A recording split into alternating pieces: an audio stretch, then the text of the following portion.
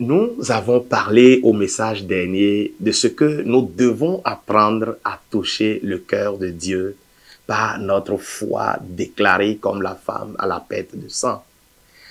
Nous voulons vraiment continuer à vous encourager dans ce sens en devenant entre griffes plus fort que Jésus. Alléluia. Nous méditons aujourd'hui Marc chapitre 7, les versets 24 à 30, version parole vivante. Nous voyons dans ce passage que Jésus, dans la région de Tyr, une région païenne qui ne connaissait pas le Dieu de Jésus-Christ, Jésus entra dans une maison et voulut cacher sa présence, mais il ne le put pas. Pourquoi? Parce qu'il y avait dans cette région une femme qui savait parler au cœur de Jésus. Alléluia. D'abord, nous remarquons dans ce passage une première attitude de cette femme. La parole déclare au verset 25 que cette femme vint se jeter aux pieds de Jésus.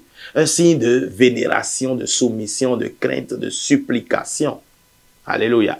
En se jetant aux pieds de Jésus, cette femme se soumet à l'autorité de celui dont la seule puissance peut libérer et guérir des oppressions démoniaques. Alors, pour être plus fort que Jésus, nous devons apprendre à nous prosterner devant lui pour l'adorer. Alléluia. C'est dans cette adoration que tous les protocoles divins sont brisés. Oui, la foi brise les protocoles divins.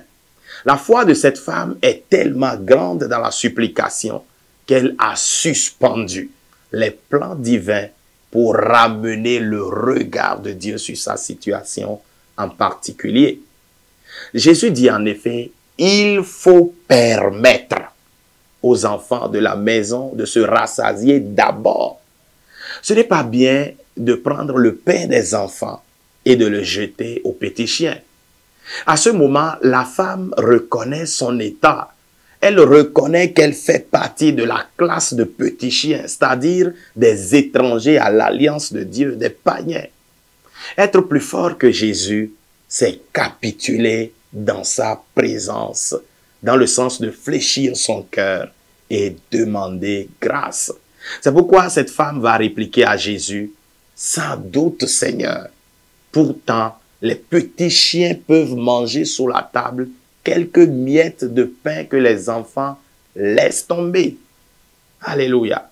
Voilà la déclaration de foi qui va toucher le cœur de Jésus.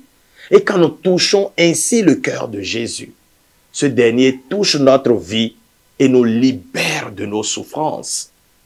Jésus répondit à la femme, « À cause de cette réponse, va, retourne chez toi, le démon vient de quitter ta fille. » Effectivement, quand la femme rentre chez elle, elle trouva l'enfant se reposant calmement sur son lit. Le démon était parti. Lorsque nous touchons le cœur de Jésus par la foi, il nous donne repos, calme et victoire. Jésus qui ne voulut pas, dès son arrivée, que l'on sache qu'il était là, dans la région de Tyr, finit par être émerveillé par cette femme. La foi peut décider autrement du plan initial de Dieu. Alléluia. Alléluia. Quelle que soit la situation que vous traversez, je vous invite vraiment à vous jeter aux pieds de Jésus. Soumettez-vous à la puissance de son amour, tout en reconnaissant votre état. Présentez vos besoins à Dieu par des paroles de foi et des supplications avec des actions de grâce. Et toutes choses se manifesteront dans votre vie, dans la paix et la joie. Au nom de Jésus-Christ de Nazareth. Amen.